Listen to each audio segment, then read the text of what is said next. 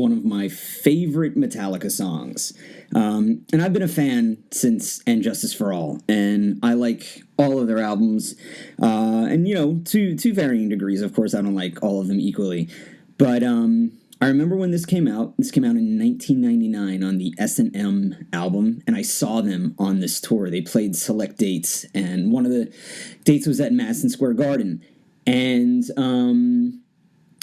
it was a great show, but where we sat, the sound was terrible. So while we heard the music, it just kind of sounded muffled, even though it still sounded good. So it was kind of like hearing a great concert, but with low volume. But I think it was kind of just where we were. We were all the way in the back, but the crowd in the front and on the floor, they didn't seem to mind that much.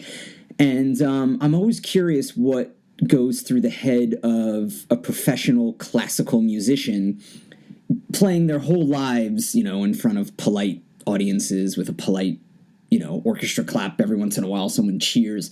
But then they go to a heavy metal show, and the crowd's going nuts and you hear that roar. I wonder what's going through their heads when they do that. But I think what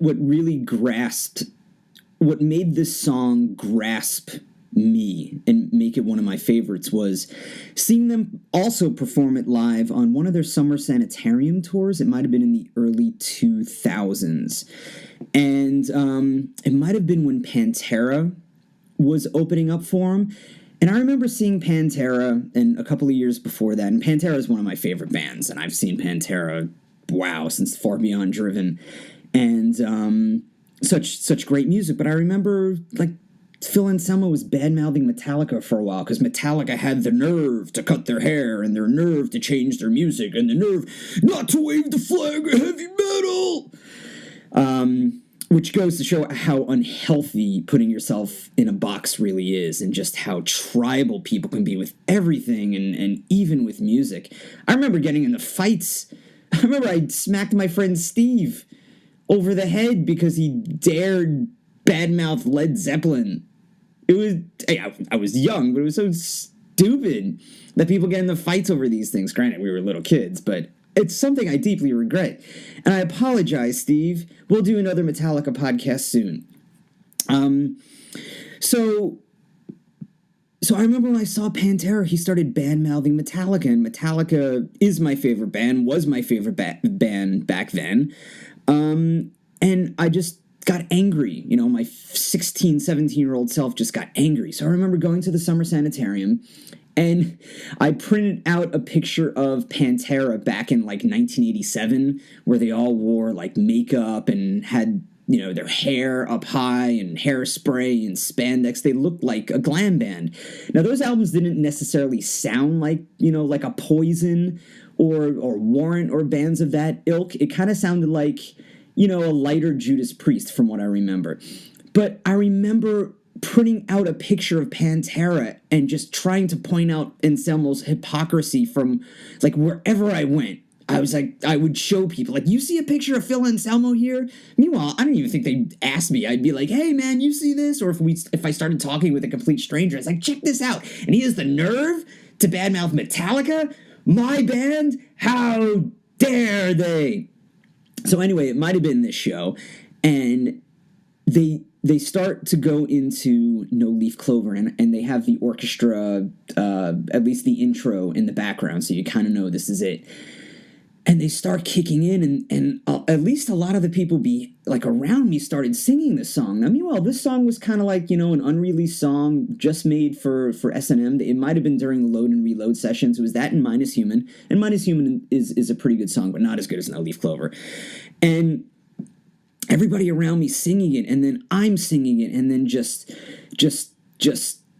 singing the lyrics back. And I'm going to go over the lyrics in a short while after this intro, and I hate intros. Meanwhile, I'm doing it with all my tangents. Ugh.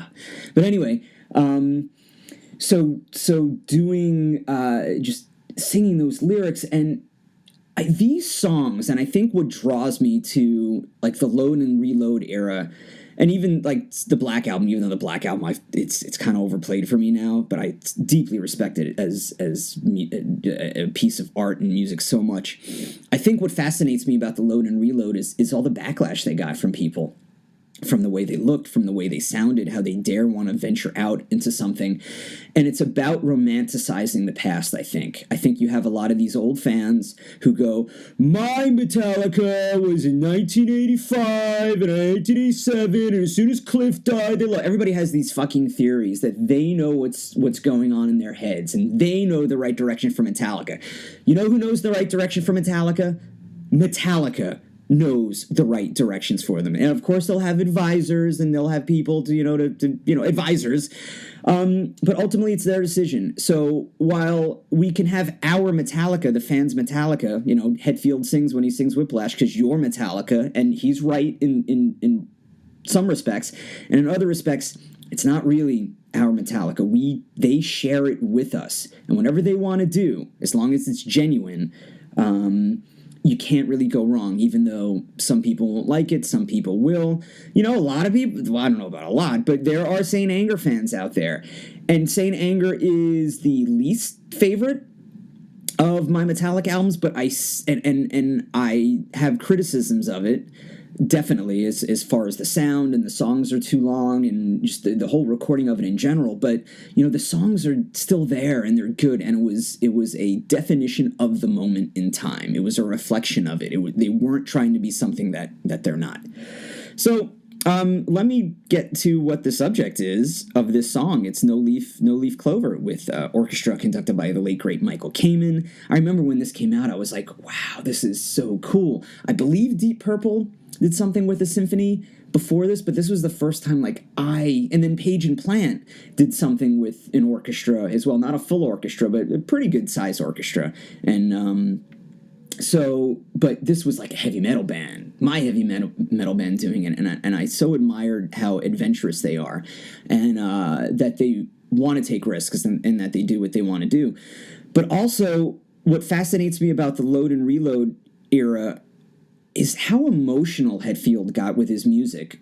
The albums before that, the Black Album not included, but Kill 'Em All, Ride the Lightning, Master of Puppets, and most of And Justice for All. I think Dyer's Eve is when Hetfield started to get introspective, as opposed to writing about what's going on outside of him. He started to write about what's going on inside of him.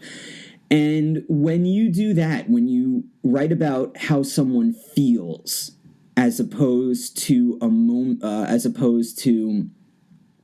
something historical, or something, a trend or something like that. The songs about feelings will last forever, because everybody has those feelings. So No Leaf Clover is one of those songs where I think it's just Hetfield just going over a thought process where, just when you think you got it, just when you think you've nailed this thing called life and everything's going good, everything's going well, something, punches you in the face, or you get hit by a train. Just like that, things can change. And that's what I think the song is about. So allow me please to go over the lyrics right now.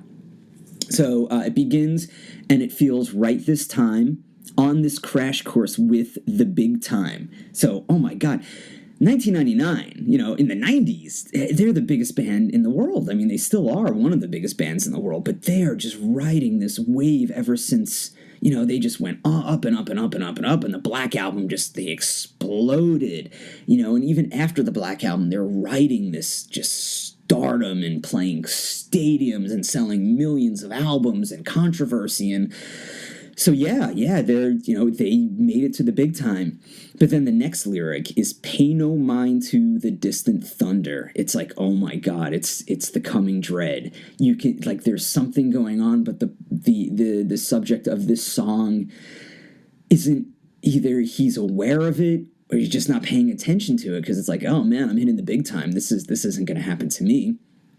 And the next lyric is, new day fills his head with wonder, boy. new day coming, another wonderful day. This is going to be great. Then the next lyrics are, says it feels right this time, turned it around and found the right line. It's like, all right, man, things are going, things are grooving, things are great. Next lyrics, good day to be alive, sir. Good day to be alive, he said. And then the music stops almost, and then like you just hear the guitar in the background. What a guitar tone, man. What a guitar tone when they did this live. It's just, it's like that crystal clear, like almost like raindrops falling guitar that Hetfield can get with his sound. And man, it's so good. So it's like, yeah. So speaking of good day to be alive, he said, and then the next lyrics are, then it comes to be that the soothing light at the end of your tunnel is just a freight train coming your way. And those lyrics, man, now they hit me like a freight train, because especially this year, I mean, I'm not going to be specific about it. There have been so many times where it's like, okay, things are going well. I got this. I'm finally finding my groove. I'm finally doing this. I'm finally doing that. And then right away, and these are just external factors, not to mention the internal things that are going on inside me. But then, the external determines my internal. And just like that, things just fall apart. And it's happened a few times this year. So I think of this song now, and it's like, oh my God, this is what's going on to me now. And I'm sure the same thing happened with Hetfield, with his problems with addiction and rage and anger and all these things. They hit him over the head too. And he still struggles with those kind of things. He's probably doing a little better, but man, all the money in the world doesn't erase your problems. So the lyrics repeat, then it comes to be, I don't have to repeat it. Then the next lyrics are, don't it feel right like this? All the pieces fall to his wish. So points out that, the bad thing has happened, but then he goes back to when things were good. So don't it feel right like this? All the pieces fall to his wish. Sucker for that quick reward, boy. Sucker for that quick reward, they said. So, he's probably talking about maybe, not necessarily him, because I know Metallica really took a slow ascent into stardom, but maybe talking about, something like a song like Moth into Flame, the quick stardom. And I just heard an interview with Lars Ulrich at the 92nd Street Y, talking about how he couldn't imagine how bands like, Guns N' Roses sold so many albums right off the bat, how they dealt with that just from nowhere to really everywhere kind of stardom really quick. And Ulrich said, we're still trying to deal with now, but at least it was slow for them. So yeah, if you see that reward hanging over you, especially when you're young and you don't have a job, you don't have a home, you don't have any money, you grab that and you hang on tight, even if the deal sucks, even if long term it's going to suck, but you grab that. So it's that quick reward. And then it repeats, then it comes to be the soothing light in your tunnel. It's just a freight train coming your way, and then he sings, then it comes to be, and then it comes to be, I would assume the train keeps coming and keeps coming. So man, what lyrics. And Hetfield as a lyricist, these lyrics are, there's nothing like, they're simple, and I don't mean simple as in stupid or unintelligent. They're greatly intelligent. They're simple in that, it's not like referencing, I don't know, it's not like Rhyme of the Ancient Mariner that Iron Maiden wrote. It's relatable. Relatable is a different word, and he's one of my favorite lyricists, Hetfield. And what makes his lyrics better is how he sings them. So looking at them on paper, it's like, all right, well, these are okay. But then when Hetfield, when he sings that, it's just such the emotion in there. But, even reading these lyrics to me really just hit home, and I'm probably just combining all my life experiences, my relationship with this band, Metallica, my connection with them. They were like, I'm probably the second generation of Metallica fan, because I started listening to them with Justice, the first generation being, the ones who discovered them and Kill 'Em All, Ride the Lightning. I just had a conversation with a friend of mine who saw them in like 1982, and she didn't really know who they were back then, but she saw them like in New York City, and it was probably with Anthrax. I said, was Anthrax with them? She's like, I don't know. But, So combining all that and then just, how relatable it is, at least to me. Things are going great, and boom, things are not going great anymore. And I remember, probably what makes me like this song more is the resistance a song like this got and an era like this has gotten from fans who think they're the true fans or fans that have liked them since the thrash days. I have to remind everybody that Metallica has been getting criticized since Ride the Lightning. When there was acoustic guitar on Fight Fire with Fire, people criticized them. When they started becoming more melodic, people criticized them. I'm sure when Cliff Burton died and they went on, people criticized them. When they released a video, holy shit. I mean, that's how I discovered them. I discovered them through TV and through MTV and seeing them on the Grammys for the first time. They played the Grammys. People just want to hold on to their past so much that they don't realize. The purpose of a band is at least I think, is not to have fans, not to have a small but like cult and niche like following. They want to spread their message through as many people as they can. At least that's what I think Metallica wants to do. And people get so possessive of their bands. Jealousy sometimes rides into it. I'm sure there were people around Metallica's age or a little younger who tried to be musicians and they didn't make it, so they see Metallica just keep making it and making it. There's probably jealousy there. Envy is there. So I remember I was in a heavy metal music store back when they existed on Long Island. And the guy who was working there was talking about it, and he's likes to thrash Metallica, and talking about this song in general. And I love this song, and the lyrics when he goes, "Then it comes to be, yeah," like Hetfield, his voice raises up, so it's like, "Then it comes to be, yeah," and he keeps repeating it. And I remember hearing it, I said, "Wow, that sounds weird." It's not necessarily the choice I would make, but I going high like that, but Hetfield made it, and it doesn't change the fact how much I love this song. That would be something I wouldn't mind, if they redid the song, if they changed it. But this guy was just like, "I can't believe he raised his voice on that. It's not the same Metallica." And then he just made up some shit about them and just like blah, blah, blah, blah, blah, blah, blah. Everybody has predictions. Oh, they're not going to last, and they sold out, and they did this, and they did that. And let me get to this idea about selling out, because I've been hearing this ever since And Justice for All, ever since, they released the video, they're selling out. True sellouts are people who release a work of art even though they don't want to release that art. So the only reason they're releasing that art is to make money. It's not genuinely what they want to do. They're doing it for the money. Therefore, they're selling out. They're selling out to themselves. They're not being genuine. As far as I can tell, Metallica hasn't done that. People may say, "No, they did. They changed their sound to get more commercial."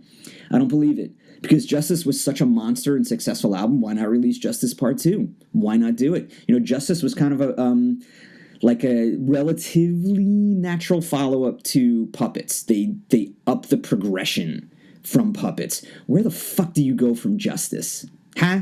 I'm talking to you, buddy. Where do you go? You can't. You can't go anywhere, so you bring it back down. You bring it back down to your roots. You make a great, solid rock album like the Black Album, and then you continue with Load and Reload. Saint Anger, just all the crazy stuff that went on during the recording of that album, makes it into like a raw sounding album, even though I disagree with the sound. And, some of the detuned guitars kind of, I don't think they were piggybacking on the popularity of nu metal at the time with the detuned instruments. They might have been influenced by it, and that's fine. You want to be influenced by new things around you. You want to be inspired by younger, hungrier artists around you so you can, Led Zeppelin were big fans of punk rock, even though punk rock hated them. They were bands like Zeppelin and The Who and the Stones were the antithesis of everything that punk was for. But people like Jimmy Page loved it because he loved the energy of it. I think that if John Bonham had lived after, the synth heavy In Through the Outdoor, which I love In Through the Outdoor, Zeppelin's my second favorite band next to Metallica. They probably would be my first favorite band if it wasn't for, some of the personal things that they did. It's, Led Zeppelin's a problematic fave, and a lot of bands in the 70s are problematic fave just based on their behavior back then. But anyway, that's for another podcast, separating the art from the artist. But Metallica, if I had to choose, would be my favorite band because I've grown up with them, second generation wise.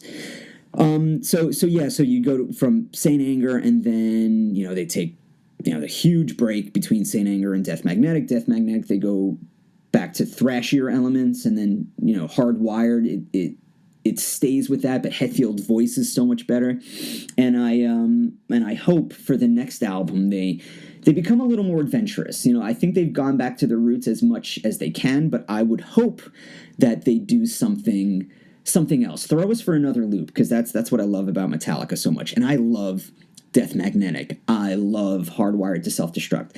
I like Saint Anger. Anything that Metallica releases, I think I'll like. I haven't heard the Lulu album in its entirety, but I consider that more of a Lou Reed album than Metallica album. But I do want to buy that soon, just to listen to the whole thing. I just want to hear what it's about. I really do. I've heard clips of it. It's like, all right, I got to hear the whole thing. One of these days I will.